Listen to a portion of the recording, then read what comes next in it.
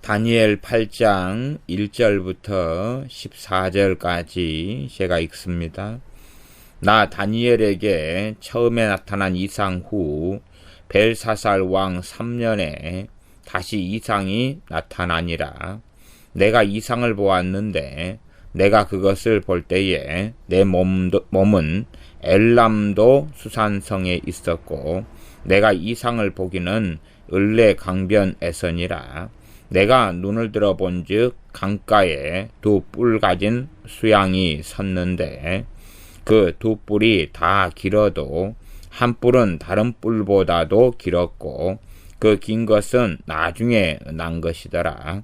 내가 본즉 그 수양이 서와 북과 남을 향하여 받으나 그것을 당할 짐승이 하나도 없고 그 손에서 능히 구할 리가 절대로 없으므로 그것이 임의로 행하고 스스로 강대하더라. 내가 생각할 때에 한 수염소가 서편에서부터 와서 온 지면에 두루 다니되 땅에 닿지 아니하며 그 염소 두 눈 사이에는 현지한 뿔이 있더라. 그것이 두 뿔 가진 수양 곧 내가 본 바 강가에 섰던 양에게로 나아가되 분노한 힘으로 그것에게로 달려가더니 내가 본즉 그것이 수양에게로 가까이 나아가서는 더욱 성내어 그 수양을 쳐서 그 두 뿔을 꺾으나 수양에게는 그것을 대적할 힘이 없으므로 그것이 수양을 땅에 엎드려뜨리고 짓밟았으나 능히 수양을 그 손에서 벗어나게 할 리가 없었더라.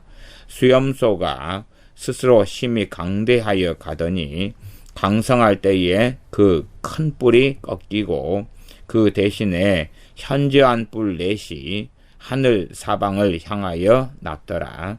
그중 한 뿔에서 또 작은 뿔 하나가 나서 남편과 동편과 또 영화로운 땅을 향하여 힘이 커지더니 그것이 하늘 군대에 미칠 만큼 커져서 그 군대와 별 중에 몇을 땅에 떨어뜨리고 그것을 짓밟고 또 스스로 높아져서 군대의 주제를 대적하며 그에게 매일 드리는 제사를 제하여 버렸고 그의 성소를 헐었으며 범죄함을 인하여 백성과 매일 드리는 제사가 그것에게 붙임 바 되었고 그것이 또 진리를 땅에 던지며 자의로 행하여 형통하였더라.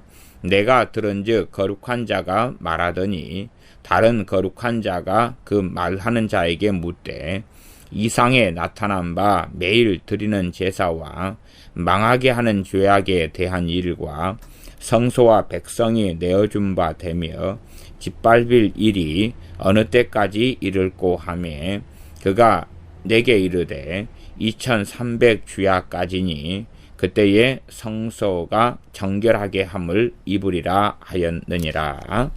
아멘. 다니엘 8장에는 다니엘이 본 이상, 환상이 나와 있는데 어떤 이상이냐 하면 순양과 숫염소에 대한 이상과 환상입니다. 실제로 다니엘서 전체는 다니엘에 살았던 시대부터 계속 이어져가는 바벨론의 마지막 그 이후에 메데 바사 그리고 바사 페르시아 제국 알렉산더가 이 통일했던 헬라 제국 일반적으로는 마게도냐 왕국 그렇게 말하기도 하고요. 그 이후에 네 쪽으로 갈라지고 로마 제국이 일어났을 때 그때까지의 일들을 중심으로 해서 하나님의 백성인 이스라엘에게 되어지는 일들을 말씀하면서 환난과 핍박 중에서라도 인내하고 그리고 신실하게 하나님을 섬기라 하는 그러한 메시지를 던져주는 것을 우리는 알 수가 있습니다. 느부갓네살 왕의 꿈에서는 정금머리가 나왔고 은 가슴과 팔이 나왔고 노뼈와 넓적다리, 그 다음에 철로 된 종아리, 그렇게 해서 4개가 나왔던 것을 우리는 기억합니다. 정금머리는 느부갓네살 왕이 있던 이 바벨론 제국을 이야기했다. 그렇게 정확하게 해석을 했었습니다. 다니엘 선지자가요. 정금머리가 네 짐승의 환상에서는 사자로, 그 다음에 은가슴과 팔, 음가슴과 팔은 메데바사 왕국, 그것이 페르시아로 함께 가지요. 페르시아가 메세와 바사가 연합되어서 만들어진 제국이 페르시아 제국입니다. 그렇기 때문에 페르시아 제국은 메데와 바사의 동맹 속에서 이루어진 겁니다. 그래서 네 짐승의 환상에는 곰으로 나왔고, 그 다음에 느부갓네살 왕의 꿈에서 세 번째가 높배하고 넓적다리가 나왔고, 네 짐승의 환상에서는 표범의 짐승이 나왔습니다. 그 다음에 이제 마지막 철로 된 종아리가 느부갓네살 왕의 꿈에 나왔고, 네 짐승의 환상, 이 다니엘 7장에서는 열뿔과 철이빨을 가진 강한 짐승의 이런 환상이 나왔습니다. 그 다음에 지금 8장에는 이 순양과 순염소의 환상이 되어지는데, 말하자면 4개 가운데서 어디에 해당되냐 그러면 곰과 표범에 해당됩니다. 곰, 둘째 짐승하고 셋째 짐승에서 곰은 이 메데바사 왕국 페르시아 바사와 바사를 두 뿔을 가진 순양, 그렇게 나와 있고, 그 다음에 표범으로 나와 있는 알렉산더 대왕이 헬라 제국, 마게도냐 왕국을 출발해서 헬라 제국을 건설하고, 거기에서 네 장군에 의하여 이제 네 나라, 네 국가가 통치되고 다스려지는, 그걸로 이어지고, 나중에 이 다니엘 11장 같은 경우도 남방왕, 북방왕 이렇게 나와 있는 전쟁의 이야기들이 나오는데, 그것이야 전체적으로 역사적으로 이미 증명됐고 다 알려진 사실입니다. 남방왕은 알렉산더 대왕의 네 장군들 가운데서 이집트를 점령한 왕에 대한 이야기고, 북방왕은 수리아라고 말하는 수리아를 다스렸던 왕이 얼마 후에는 바벨론 지역도 다 점령해서 다스리게 되기도 했었습니다. 그 수리아 왕, 그 왕들을 이야기하는 것이 북방 왕들이다. 그리고 거기에서 어떻게 전쟁이 벌어지고 일어났던 것, 그것은 이 표범에 해당되는 이야기가 되는데, 그런 것은 나중에 11장에서 자세하게 살펴보도록 하겠습니다.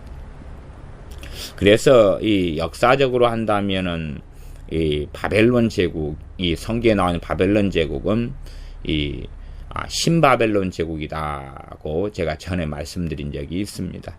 신바벨론 제국 정도 될 때에는 그때가 아시리아를 멸망시킬 때니까 그때로부터 보통은 제국의 시대다, 그렇게 말합니다. 그래서 주전 BC 605년부터를 이야기하는 경우가 많습니다. 주전 605년부터 그렇게 말할 때가 많습니다. 그렇게 해서 이제 바벨론 제국의 완전한 멸망을 이 바사 페르시아를 539년으로 보죠. 539년. 539년에 이제 우리가 잘 알듯이 고레스 왕이 일어나지요.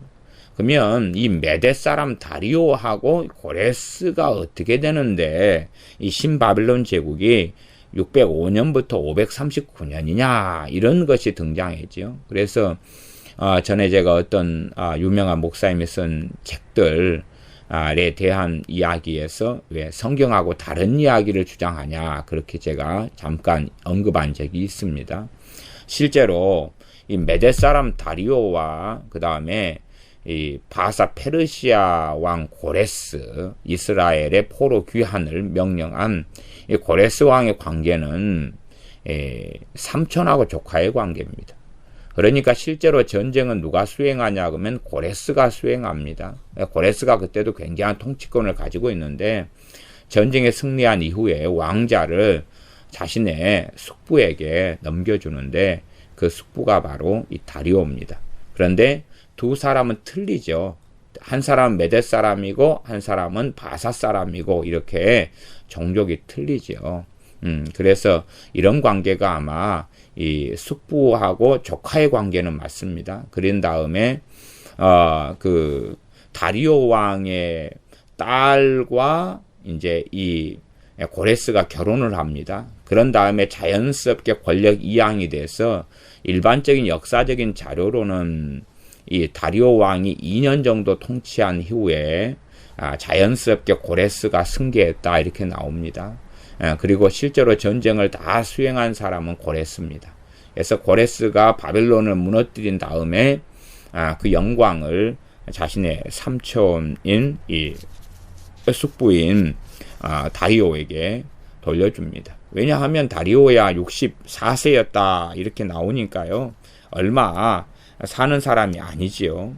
그렇게 해서 그 당시에만 해도 고레스도 막강한 권력을 행사하고 있었던 그런 전쟁을 전문적으로 수행했던 사람이 고레스고, 고레스의 평생에 전쟁만 하다가 죽은 사람입니다. 그러니 고레스는 실제로는요 굉장히 포악한 사람이고 굉장히 악한 사람입니다. 역사적으로는요. 그가 하나님께서 그를 쓴 사람이지만 그는 굉장히 전쟁 정복하고 죽이고 약탈하고 이렇게 살다가 전쟁터에서 죽은 사람이 되어집니다.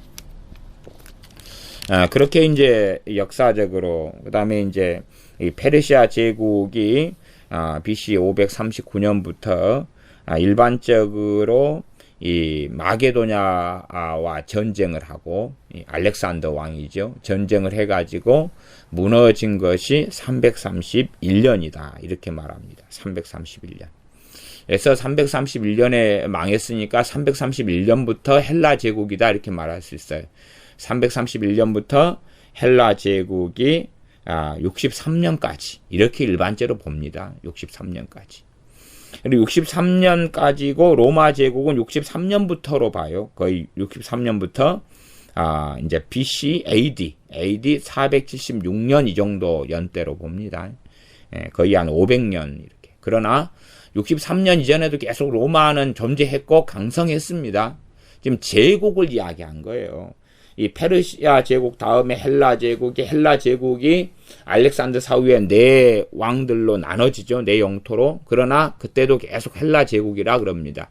네 왕들에 의해서 강성하게 이 지배되고 다스려지기 때문에 그럽니다. 그 다음에 이제 완전히 이것을 다 무너뜨린 다음에 로마 제국이라고 말하지요. 로마는 그 전부터 계속 있어 왔다가 지배당하고 정복당했다가 약해졌다가 세졌다가 왔다 갔다 하다가 이제 이 헬라 제국에 있는 네 왕국들과 심겨루기라고 싸웁니다.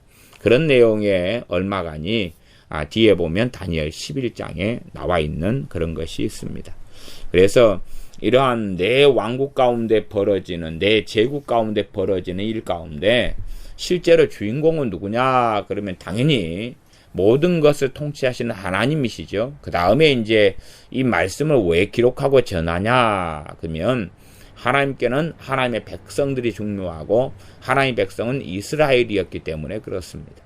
하나님의 백성 이스라엘에게 이 시대가 어떻게 흘러가지만 하나님의 손에 있다는 것.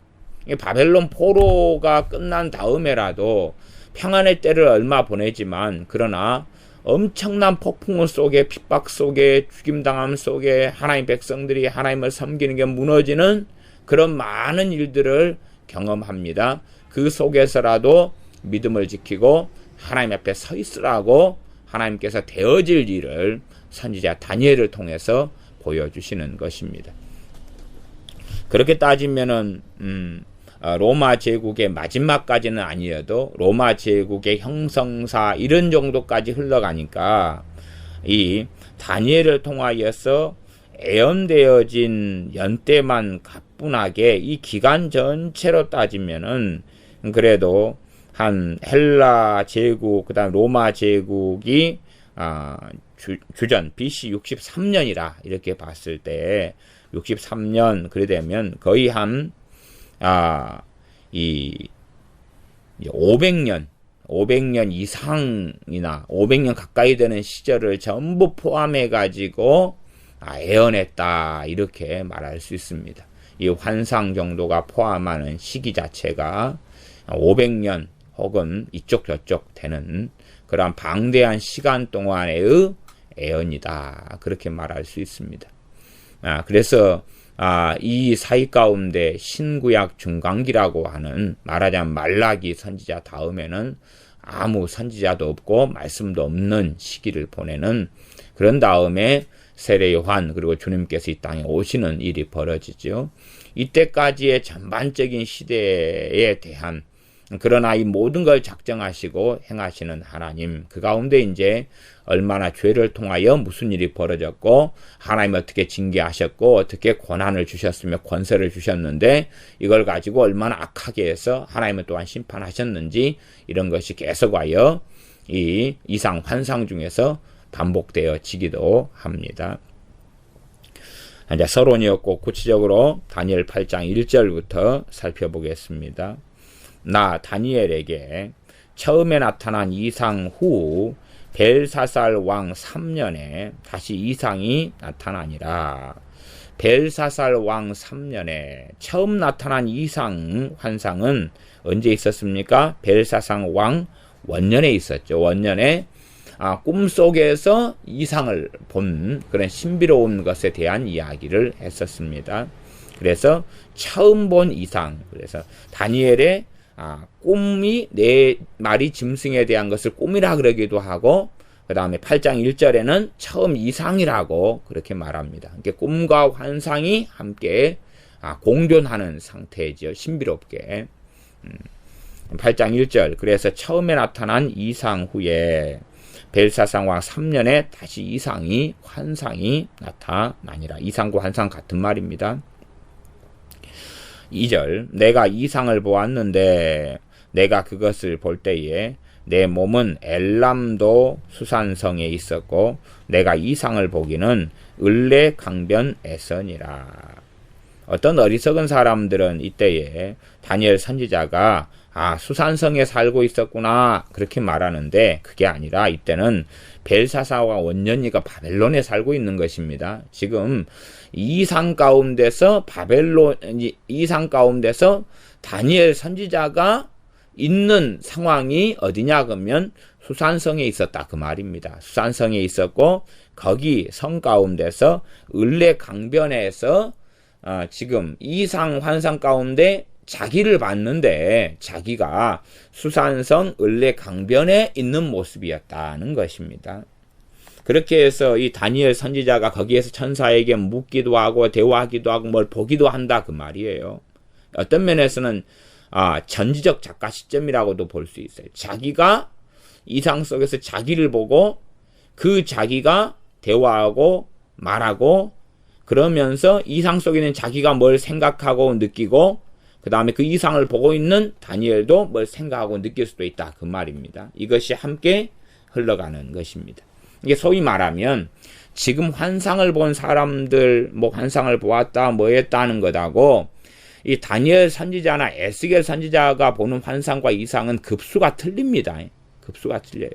말하자면 실제로 생생하게 경험하는 현실의 일 같은 것입니다.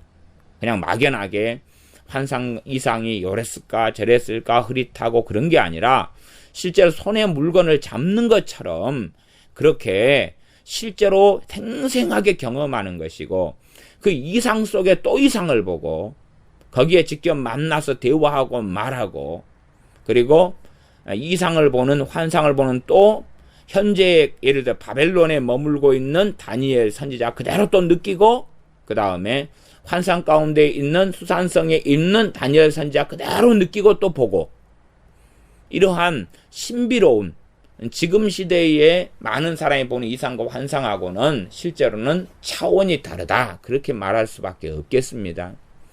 사람들은 이 헛개비처럼 이상 환상을 보고 그것이 성령의 은사인 경우들도 종종 있으나 과대 망상증에 빠져서 스스로 선지자가 된 양 착각하는 어리석고 악한 사람들도 많은 시대입니다.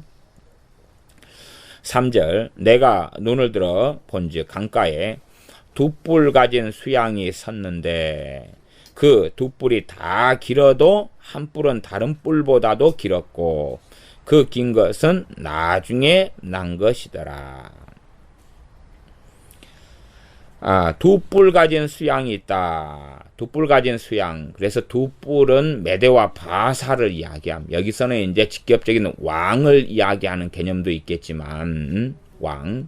그 앞에 메대 왕은 다리오였죠. 다리오. 메대 사람으로서 이 바사의 왕이 되지요.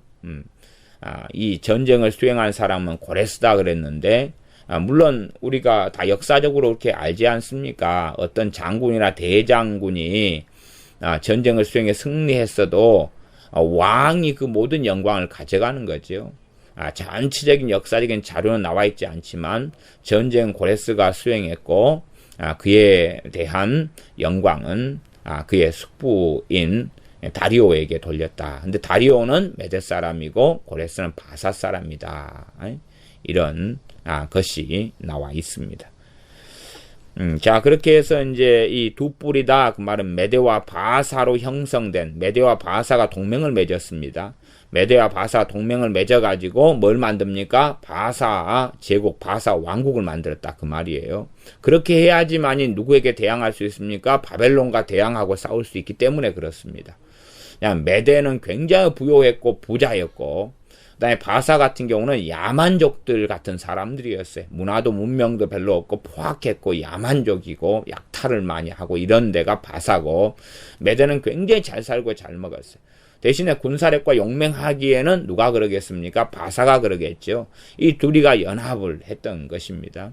그래서 하나의 국가를 형성했고, 그 다음에 이제 바벨론과 싸워서 무너뜨렸지요. 거기에서 이 두 뿔이 다 길었다. 그 말은 힘이 굉장히 메대도 강성했고 바사도 강성했다. 그 말입니다. 그러지만 이 상대적으로 이 가난했고 그 다음에 동굴 같은 데 살았고 바사 같은 사람들은 그 다음에 야만적이었고, 왜 가난하니까 문명 문화가 발달하지 않지요. 그렇기 때문에 상대적으로 풍성한 물자가 있는 메대보다 약할 수밖에 없어요. 바사가. 몸으로 때우는 거죠. 몸빵을 하는 거고, 얘네들은 강성하니까 아주 무기도 좋고 물자도 좋고 풍부하고 자원이. 그러니까 너희들은 요거 돈 가지고 싸워. 무기 줄 테니까 너희가 싸워. 그러면 강성한 건 메대지요.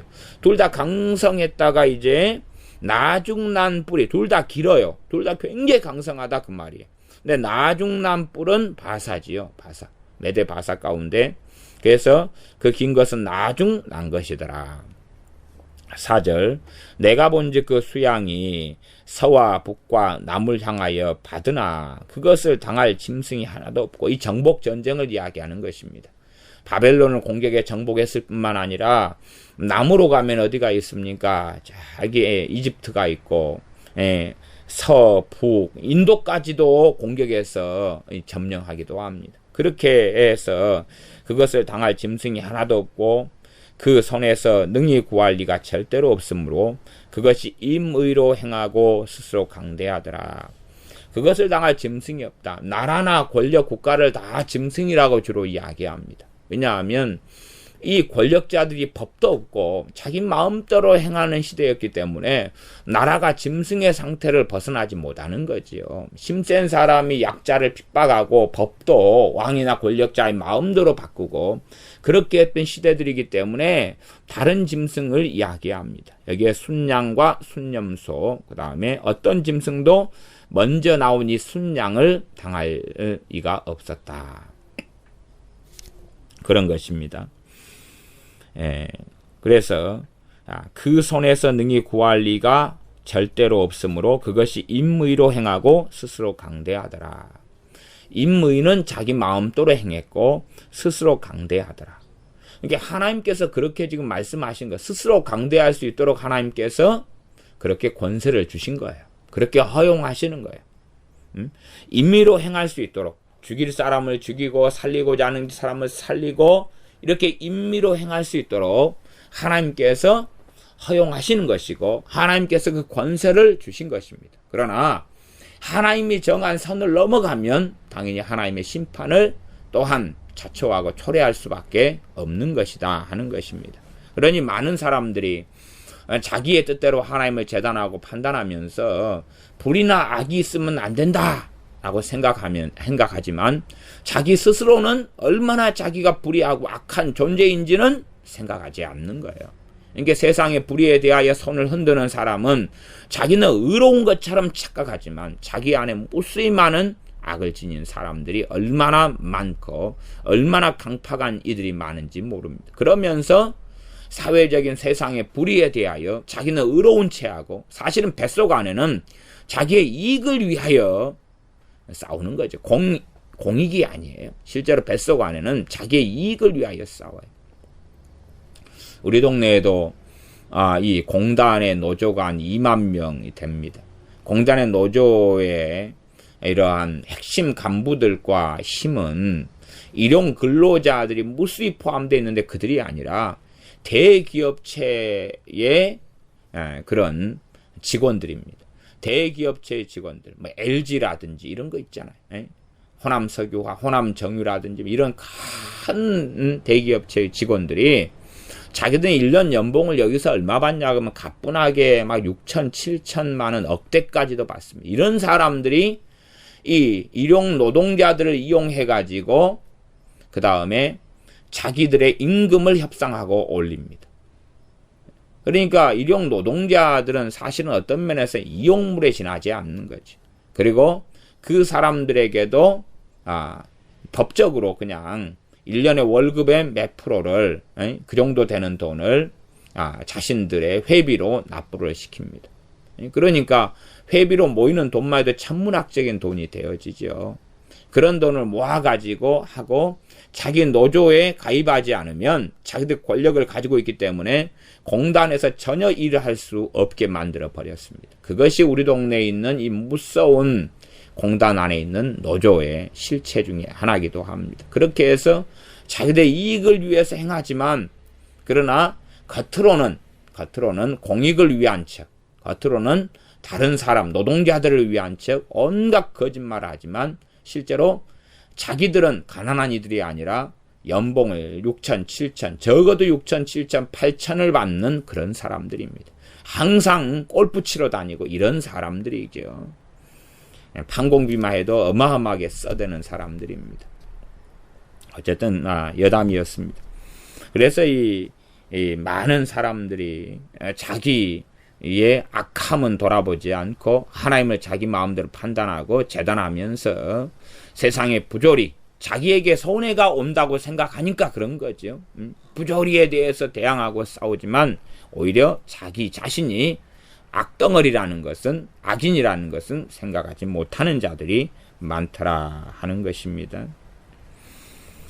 임의로 이 수양이 행하고 스스로 강대하더라. 그러니까 지금도 메대하고 바하사의 두 뿔이 그대로 있잖아요. 메대 바사, 이 왕국 두 개가, 메대 바사가 두 개가 연합해가지고 바사 페르시아를 만들었다 그 말이에요. 그대로 두 뿔이 있지 뽑혀나간 게 아니에요. 그래서 나중에 메네메네 대겔 우바르신, 그래서 당신의 나라가 두 쪽으로 나눠질 것이다. 그 방대한 이 바벨론 제국이 반으로 나눠지는 건 실제적으로는 페르시아가 그것을 바사가 이양하지만 그러나 바사를 형성하고 있는 나라가 연합체 동맹국으로서 바사를 형성하고 있기 때문에 나누어졌다 그렇게 말하는 거다 그랬습니다. 8장 5절 내가 생각할 때에, 이것을 보면서 지금 다니엘 선지 환상 가운데 뭐 하고 있습니까? 생각을 하고 있는 거예요. 그렇죠? 생각해요. 그때 한 수염소가 서면에서부터 와서 온 지면에 두루 다니되, 서편에서부터 와, 서편. 그쪽이 주로 마게도냐 쪽입니다. 그래서 마게도냐에서 올라오는 사람, 그쪽 서편에서부터 올라온 사람이 알렉산더라 그러지요. 알렉산더가 일찍부터 아버지를 따라서 전쟁을 다니다가 이제 아버지 돌아가신 다음에 독사를 아버지가 당하든가 뭐 그런 것 같아요. 아까 20살에 일찍 왕이 됩니다. 그렇게 해서 이 어떤 일이 벌어지냐 그러면 여기 보면 서편에서부터 와서 온 지면에 두루 다니되 땅에 닿지 아니하며, 발이 땅에 닿지 않는 것. 그러니까 날개를 가진 것처럼 그것보다 이상으로 굉장히 신속하고 빠르다는 이야기. 이 정복하고 싸우고 전쟁하는 것이 굉장히 빠르다 그 말입니다. 알렉산더 대왕에 대하여는 알려지기를 그는 손에 책을 놓지 않았다 이런 이야기도 있고, 책을 짊어지고 사람들로 하여금 시종들로 하여금 다니게 했다. 그래서 공부를 계속했고, 그는 헬라의 문화에 깊이 있게 심취했던 사람입니다. 그래서 헬라하고도 싸우고 점령하고, 또 일부에서는 헬라의 도시들을 자유케 만들고, 그렇게 하고 그쪽에서 왕으로 또 추대하고, 이런 여러 사건과 일들이 알렉산더에게는 있었습니다. 그래서 알렉산더가 세운 나라를 헬라 제국이라 그러는 것입니다.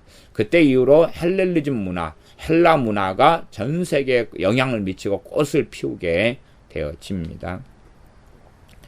이 다니엘서 같은 경우도 참 특별합니다. 왜 특별하냐 그러면은, 이 다니엘서가 이 중간 부분이 다니엘 그 2장 한 몇 절이죠? 2장 2, 3절부터인가? 이때부터는 아람어로 기록이 됩니다. 아람어로 기록되다가 이제 다음에 이 7장 7장 정도 끝나고 이때까지 7장 마지막 28절까지가 아람어로 기록돼요. 2장 앞에 서두에서부터 2장 뭐 말하는 부분부터가 아람어인데, 2장 왕한테 볼까요? 2장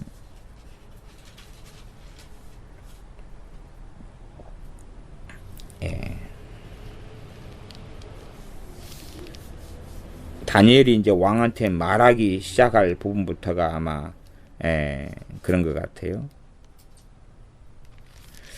그래서 7장 마지막까지가 이제 아람어로 기록되어 있고, 그 다음에 다시 이제 히브리어로 다시 돌아옵니다. 그렇게 해서 다니엘서를 이 번역하고 이해하고 해석하려면 아람어를 배워야 되죠. 우리 아람어가 쓰인 부분이 성경에 몇 군데가 더 있습니다. 여기 다니엘서가 굉장히 많은 부분을 차지하고 있죠. 계속 보면 8장 5절에는 수염소가 발이 지면에 다니는데 땅에 닿지 않는다. 그 염소 두는 사이에는 현저한 뿔이 있더라. 이 염소란 짐승은 뭐요? 나라 국가고, 그 다음에 거기에는 뿔은 뭡니까? 왕이죠. 왕. 어떤 왕이죠? 그 왕을 이야기해요.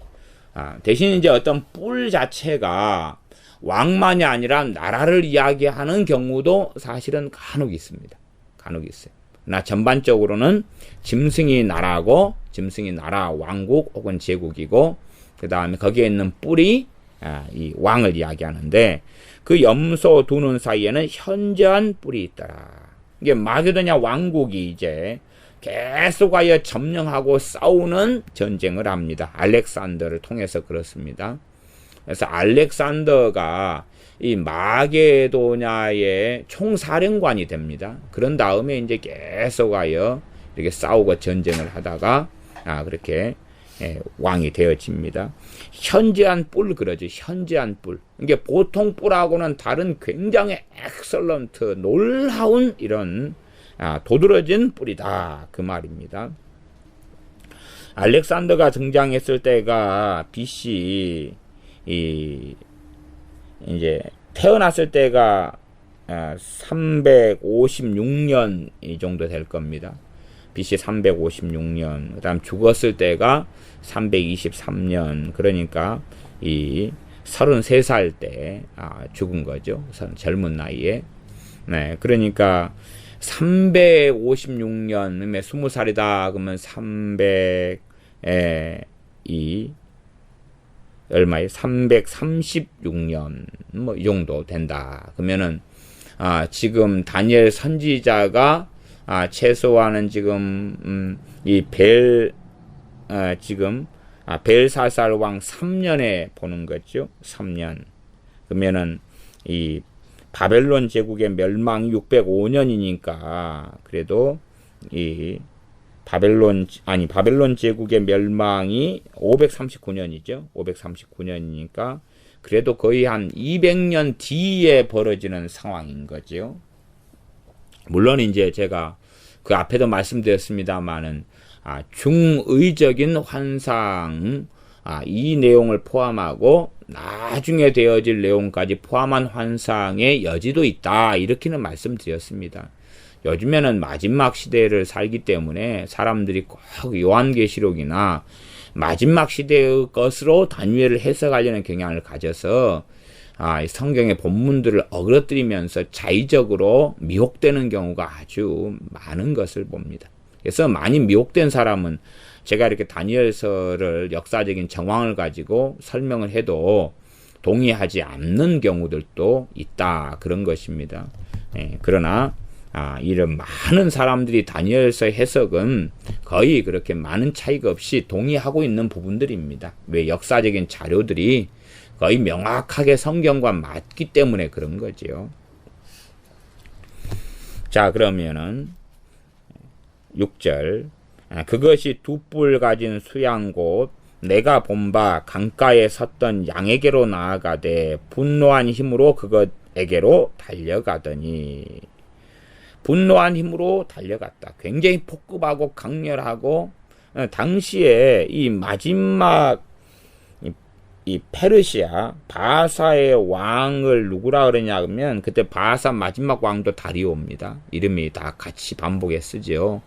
이때의 다리오가 가졌던 군대 자체가 거의 한 80만 명 이렇게 된다 그럽니다. 80만 명. 그래서 다리오하고 전쟁을 2번을 하게 됩니다. 알렉산더하고. 그때 알렉산더가 데려왔던 군사 수가 자료에는 3만 명이라고 나와 있습니다. 이게 3만 대 80만이 싸웠다 그럽니다. 그렇게 했는데 알렉산더가 이겼지요. 이기고 이제 다리오가 무너진 다음에 두 번째 다리오가 군대를 모집합니다. 그래가 싸우다가 이제 싸우려고 모집했다가 반란이 일어나가지고 신하들에게 내시들에게 죽임을 당하는 것이 마지막 다리오고 그 다음에 당연하게 이 바사 페르시아 제국은 멸망하고 맙니다. 그래서 분노의 힘으로 그것에게로 달려갔더니 왜? 이 마게도냐 같은 경우도 어디에 지배를 받습니까? 바사의 지배를 받죠. 그러니 얼마나 사실은 폭정을 많이 당했고 약탈을 많이 당했고 바사가 굉장히 폭력적이고 학대를 많이 한 나라 중에 이 바사가 들어갑니다. 그러니 원한을 굉장히 많이 가졌을 수밖에 없기도 할 겁니다. 그러다가 이제 좀 우리가 아시다시피 국가의 후기로 갈 때는 항상 이렇게 부패가고 그 다음에 악이 많아지니까 사회적인 악이 강해지고 권력이 부패해져 가니까 느슨해지죠. 다른 나라 안에 속해 있는 지배하는 속국들에 대한 지배력이 약화되는 그런 틈을 타서 군사력을 준비하고 그리고 이제 대항해서 다시 일어나게 되어집니다. 그렇게 해서 분노한 힘으로 그것에게로 달려가더니 7절 내가 본즉 그것이 수양에게로 가까이 나아가서는 더욱 성내어 그 수양을 쳐서 그 두 뿔을 꺾으나 수양에게는 그것을 대적할 힘이 없으므로 그것이 수양을 땅에 엎드러뜨리고 짓밟았으나 능히 수양을 그 손에서 벗어나게 할 리가 없었더라. 수양을 엎드려뜨리고 짓밟았다. 뿔은 꺾어버렸으니까 완전히 이제 거기에서 나오는 왕족, 왕가나 메데 바사의 동맹체는 완전히 무너진 거죠. 그리고 이제 이 짐승을 엎드렸는데 짓밟았다 그럽니다. 당시 알렉산더가 정복한 다음에 이 바사를 정복한 다음에 거기에서 수상궁을 술 마신 다음에 불러 차질러 버렸다 그래요. 그렇게 수양을 그 손에서 벗어나게 할 리가 없었더라. 8절 수염소가 스스로 심히 강대하여 가더니 강성할 때에 그 큰 뿔이 꺾였다. 알렉산더가 주로 33살, 어떤 자료는 30살 자료도 있습니다. 33살에 굉장히 강력하고 강성하게 이것저것 여기저기 인도까지 다 지배하고 정복을 했습니다. 그렇게 했을 때 아주 강성했을 때 갑자기 죽습니다. 그래서 갑자기 죽는 것을 두 가지로 추정합니다. 하나 독살당했다. 하나는 병들어 죽었다. 그러나 그에 대한 이러한 정확한 자료는 없습니다. 갑자기 33살에 가장 강력한 지배 통치 정복을 하고 있을 때 갑자기 죽습니다. 그 큰 뿔이 꺾였다. 그 대신에 현저한 뿔 넷이 하늘 사방을 향하여 났더라. 이것이 헬라 제국이 이어져 가는 겁니다. 그 뿔이 꺾인 다음에 실제로는 이 알렉산더 왕에게는 33살에 죽었다면 아내도 있고 자식들도 아주 많습니다. 친척도 많고 다 많지 뭐 혼자 독신으로 살다가 갑자기 죽었더니 내 왕이 승계되고 그런 건 역사가 아니고요. 죽은 다음에 그 다음에 끊임없는 이 서로 왕권을 차지하려고 난장판이 벌어집니다. 난장판이 몇 년간 벌어지냐 그러면 15년간 벌어져요. 15년 동안 이리 죽이고 저리 죽이고 장군들이 이리 죽이고 저리 죽이고 막 그렇게 하다가 이제 15년 동안의 비참한 갈등 소란 후에 내 장군이 내 영토를 나누어 가지게 됩니다. 그렇게 되어지는 과정에서 알렉산더의 자식들, 그 다음에 그 다음에 심지어 알렉산더의 어머니도 그때 살아 계셨지요. 어머니, 친척들 전부 다 깡그리 씨몰살 당합니다. 그래서 알렉산더하고는 피 하나, 알렉산더에 관련된 피가 남지를 않게 되어집니다. 물론 그거에 대한 자세한 해석이 이제 이 뒤에 가면 8장 뒤쪽에 가면 얼마가 나와 있으니까 그때 이야기를 더 할 수 있을지도 모르겠습니다. 현저한 뿔이 하늘 사방을 향하여 났더라. 그러니까 알렉산더도 현저한 뿔이 나가지고 이제 굉장히 더 강성해지고 심히 강성해져 갔다. 그것도 8장 8절에 보니까 그 수염소가 스스로 심히 강대하여. 이 말하자면 알렉산더가 하나님께 기도한 것도 아니고 하나님 의지한 것도 아니잖아요. 근데 자기 지혜를 믿고 그런데 스스로 심히 강대하게 가도록 하나님은 그것을 허락하시는 거예요. 그 권세를 그에게 주시는 거예요.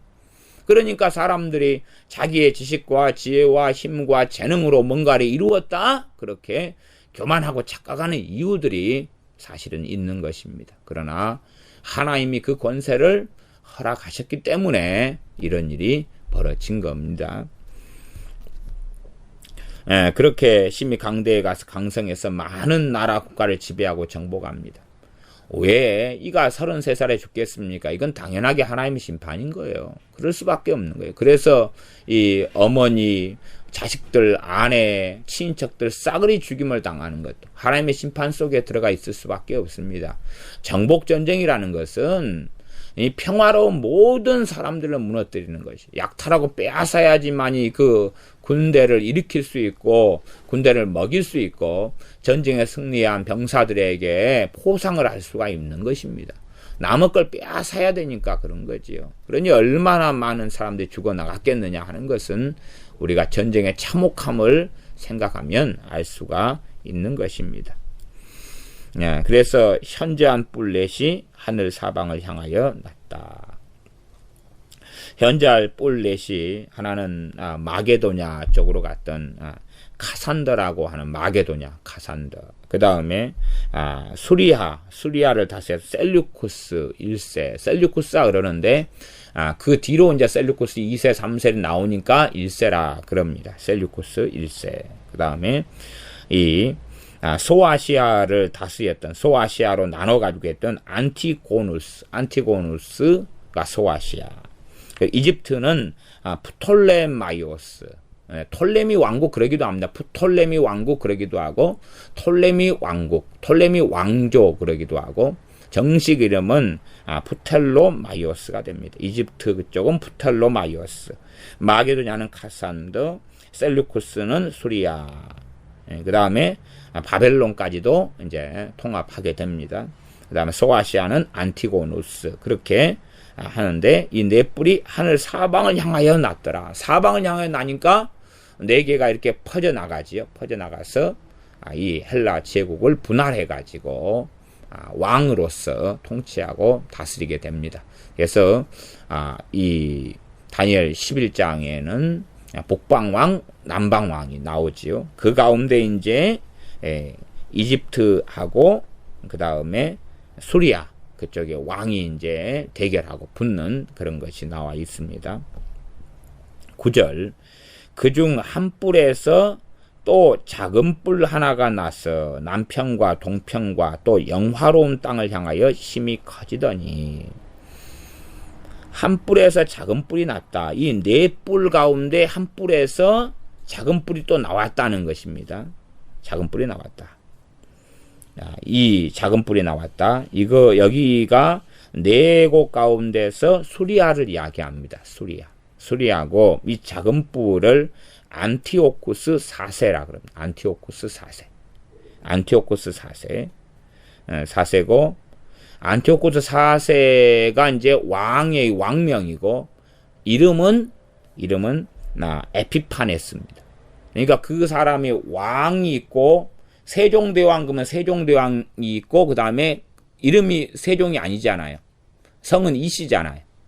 태종, 태세, 문단세 그럴 때 거기는 왕명이고 그런 것처럼 안티오쿠스 4세가 왕명이고 이름이 에피파네스입니다. 그래서 안티오쿠스 4세 에피파네스 그러거나 4세를 줄여가 없애고 안티오쿠스 에피파네스 그러기도 합니다. 그 작은 뿔 하나가 나서 남편과 동편과 또 영화로운 땅을 향하여 힘이 커지더니 이쪽 저쪽 땅을 다 잡아먹습니다. 영화로운 땅은 어디냐? 이것은 유대를 이야기하는 것입니다. 유대. 이게 하나님의 자녀 백성들이 포인트고 관심입니다. 이 성경을 기록하고 이상 환상을 보여주신 이유가 누구 때문입니까? 하나님의 백성들 때문에 그렇다는 이야기입니다. 그래서 하나님 백성들 영화로운 땅이라 그러고 그 유대 땅을 이야기하는 것입니다. 하나님이 그 이름을 두신 곳이기 때문에 영화로운 땅이라 그러는 것입니다. 그에 대한 해석은 다 일치하고 있는 이야기입니다. 10절, 그것이 하늘 군대에 미칠 만큼 커져서 유대까지도 침략하게 된다는 이야기고, 하늘 군대는 유대인의 군대를 이야기하는 것입니다. 유대인, 하나님의 백성을 하늘 군대라 그럽니다. 하나님의 백성. 하나님의 백성을 지키는 또 자치적인 군대가 있을 수밖에 없지요. 그래서 그걸 포함한 이야기가 됩니다. 그 남방에 있는 유대까지도 공격을 해오는 거죠. 공격해와서 넓혀갑니다. 결국에는 저기 유대를 지나가지고 어디까지 가겠습니까? 이제 남방인 이집트로 가죠. 그러니까 이집트 왕을 남방왕이라 그러고 그리 이제 한바탕 붙을 수밖에 없는 거죠. 그 사이에 유대를 공격하고 유대까지 세력을 일으켜서 뻗쳐오는 것입니다. 그렇게 해서 하늘 군대에 미칠 만큼 커져서 그 군대와 별 중에 몇을 땅에 떨어뜨리고 그것을 짓밟았다. 그 군대와 별 중에 몇을, 별이란 말은 군대에 있는 별이니까 높은 왕족이나 이런 권력자들이나 이런 사람들이 이야기하지요. 혹은 나아가서 뭐 대제사장이나 이런 사람들을 포함한 이야기가 될 수가 있습니다. 이런 사람들, 그 다음에 군대를 땅에 떨어뜨렸다. 하나님의 백성들이 많이 죽임당했고 무너졌다는 이야기입니다. 그것을 짓밟았다. 이게 이 8장 10절 같은 이 전체의 이상과 환상을 보여주실 수밖에 없는 것은 성경에 우리가 보다 보면은 바벨론의 포로 잡히고 고레스가 일어나서 포로 귀환한 다음에 너희들은 이제 하나님을 평안하게 섬기고 그 땅에서 영원토록 살리라, 평안하게 하나님을 알게 되고 다 하나님을 알게 되리라, 이런 예언들이 풍성했단 말이에요.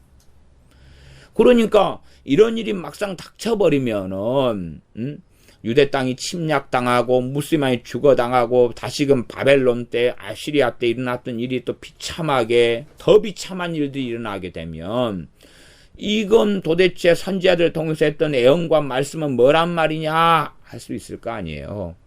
그렇기 때문에 하나님께서는 이미 그의 종 선지자 다니엘을 통하여서 되어질 일을 미리 보여주시는 거다 그 말입니다. 거의 500년 가까운 시대 동안에 되어질 일을 이 다니엘서에서 보여주는 것입니다.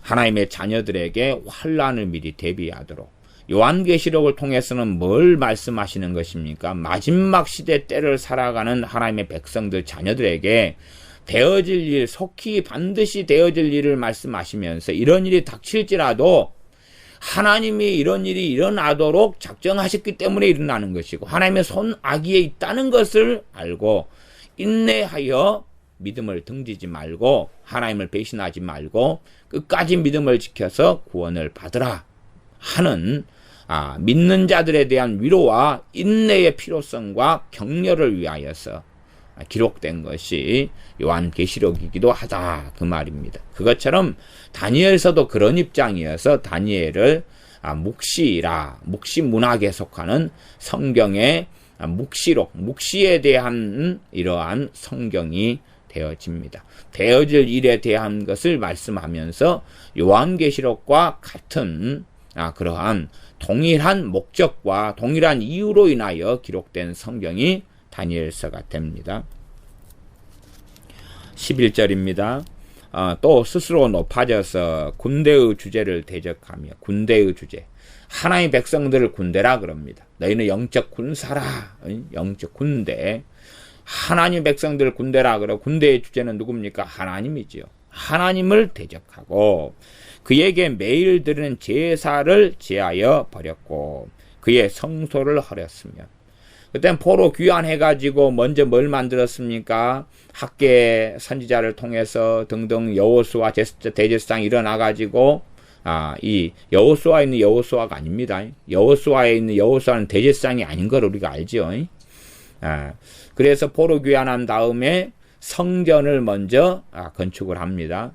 성전을 건축하고 나중에 그 성전은 제2성전이죠. 헤롯이 주님 오실 때에 그때 있었던 헤롯 또 그 전에 헤롯이 40년 동안 중건을 하게 됩니다. 재증축을 하게 된다는 이야기죠. 그래서 헤롯 성전도 제2성전에 들어가는 것입니다. 앞으로 제3성전이 세워질 준비가 지금 되어지고 있는 것입니다. 그래서 이 제2성전이죠. 스룹바벨 성전이라 그러기도 합니다. 총독 스룹바벨 때. 그래서 이 성전에서 매일 제사를 드리고 있는 것을 못하게 해버렸다 그 말이고 그 다음에 그 성소를 헐어버렸습니다. 12절 범죄함을 인하여 백성과 매일 드리는 제사가 그것에게 붙임바되었다. 이걸 말씀하는 것. 이거 12절을 이야기하는 왜 하나님의 백성들이 비참한 일을 또 당해야 하는가? 그것은 범죄 때문에 그렇다. 하나님 백성의 무엇 때문에요? 죄악 때문에 그렇다는 이야기입니다. 하나님 백성의 죄악. 실제로 포로 귀환이 되더라도 우리가 느헤미야서 같은 걸 통해 압니다. 얼마나 또 그들이 강팍하며 악하게 지냈는지. 학사 에스라를 통하여 얼마간 부흥이 온 것처럼 보여도 그것도 사실은 눈 가리고 아웅에 불과한 것입니다. 그리고 조금의 시간만 흘러가도 다시 타락하는 게 하나님의 백성과 자녀들인데 이미 하나님께서 그들을 보시는 것이고 그 되어질 것을 아시는 것이고 아셔서 그 범죄 때문에 다시 너희들은 이렇게 비참한 일을 당해야 합니다. 얼마 동안요? 14절에 나와 있습니다. 그가 내게 이르되 2300주야까지다. 2300주야까지다. 2300주야는 우리가 연수로 계산하면 6년 3개월 15일이 됩니다. 일반적으로 6년 4개월 그러기도 합니다만 6년 3개월 15일 그리 됩니다. 그 동안에 2300주야는 날을 이야기합니다. 날. 주님께서 밤낮 요나 선지자가 물고기 뱃속에 3일 밤낮 주야를 있었던 것처럼 인자도 그리하리라 그러면서 날의 개념을 사용하셨습니다. 12절 범죄함을 인하여 백성과 매일 드리는 제사가 그것에게 붙임바 되었고 그것이 또 진리를 땅에 던지며 자의로 행하여 형통하였더라. 이것도 악인의 형통에 대한 이야기입니다. 얼마나 악인이 형통할 수 있는가. 자의, 자기 뜻대로 행하면서 얼마나 형통할 수 있는가. 이건 하나님께서 이렇게 허락하시는 것입니다.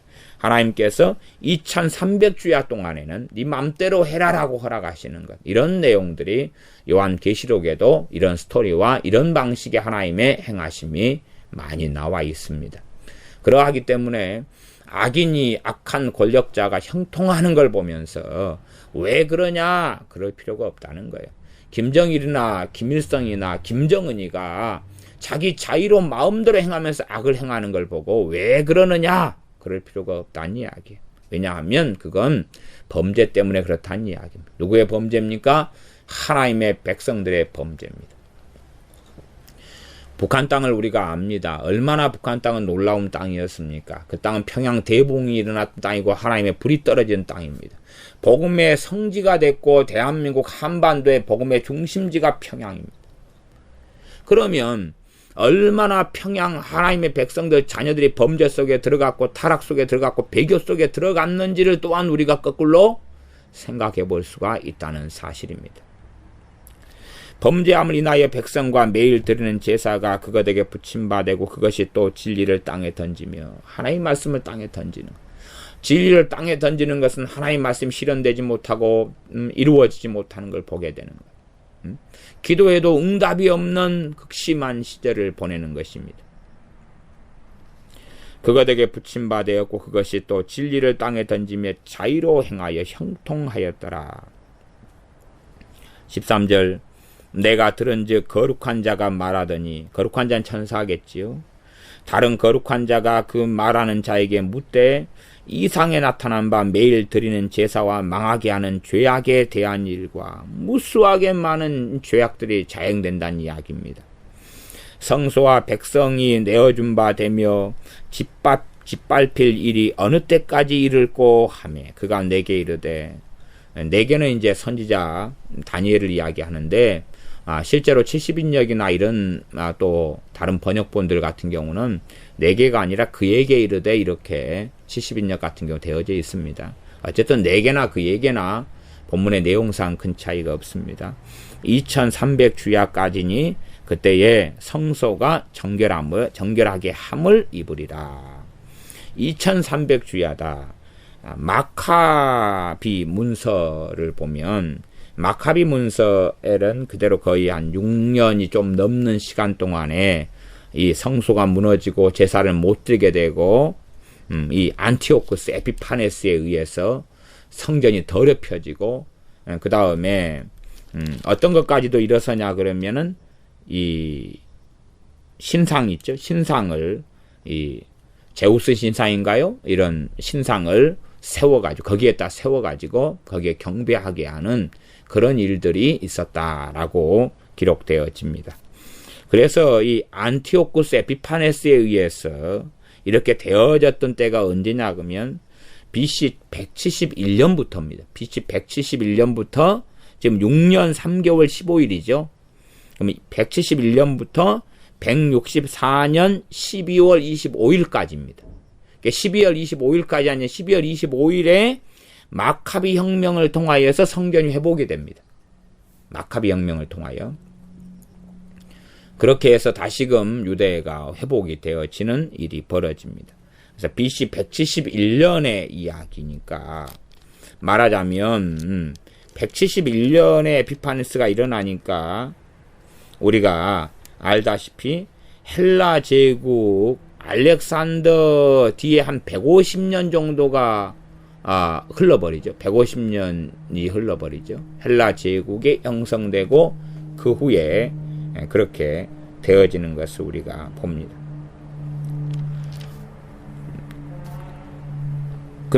그래서 이제 14절에 그가 내게 이르되 2300주야까지니 그때의 성소가 정결하게 함을 입으리라. 다시금 제사가 회복되고 성소가 깨끗하게 되고 안티오쿠스 에피파네스가 이제 죽는 거죠. 그래서 안티오쿠스 에피파네스가 죽는 그걸 먼저 좀 볼까요? 그것만 보고 말씀을 마감하겠습니다. 25절. 그가 꾀를 베풀어 제 손으로 괴유를 이루고 마음에 스스로 큰 체하며 또 평화한 때에 많은 무리를 멸하며 또 스스로 서서 만왕의 왕을 대적할 것이나 그가 사람의 손을 말미암지 않고 깨어지리라. 안티오쿠스 4세 에피파네스가 어떻게 죽었냐 하면 내장이 썩어서 죽었습니다. 다니엘 11장 21절도 동일한 이야기를 합니다. 남방왕 북방왕 이야기가 나오지요. 다니엘 11장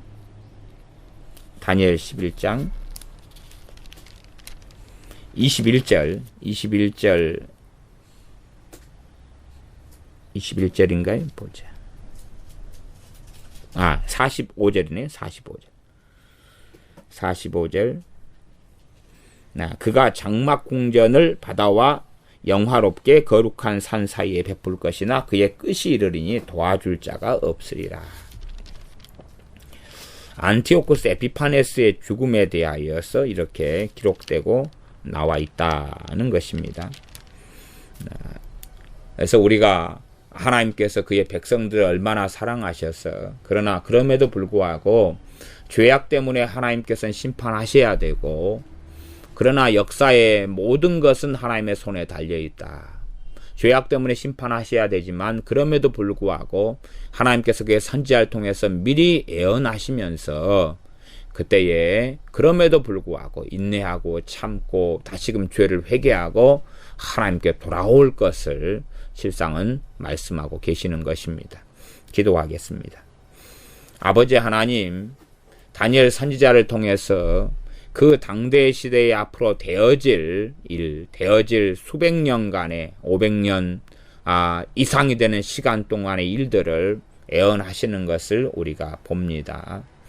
그러함에 우리의 죄악 때문에 하나님 백성들의 죄악 때문에 비참하고 참담한 일들이 벌어지는 현실을 보고 그럼에도 하나님께 사랑하셔서 그의 백성들에게 인내하도록 그의 종을 통하여 말씀하시는 걸 보매 우리가 다시금 우리를 살펴서 역사의 주관자이신 하나님을 경배하며 경외하며 엎드리는 삶을 살게 하여 주시옵소서. 예수님의 이름으로 기도하옵나이다. 아멘.